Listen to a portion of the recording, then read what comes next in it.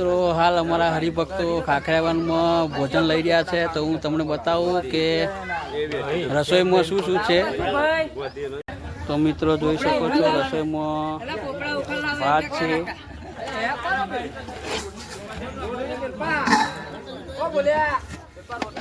અને સરસ મજાના લાડુ છે, અને કઢી,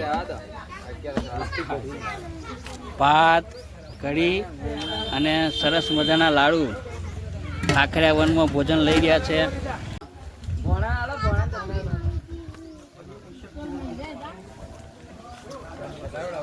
તો મિત્રો તમે જોઈ શકો છો ખાખરાવનમાં જમવાની કેવી મોજ પડે છે। અમારા ભજન મંડળના તમામ સ્વયંસેવકો જમી રહ્યા છે હાલ, અને ઘણા ખરા મિત્રો જમીને ઊભા પણ થઈ ગયા છે। તો મિત્રો જોઈ શકો છો ખાખરાવનમાં જમવાની મજા જ કંઈક અલગ છે।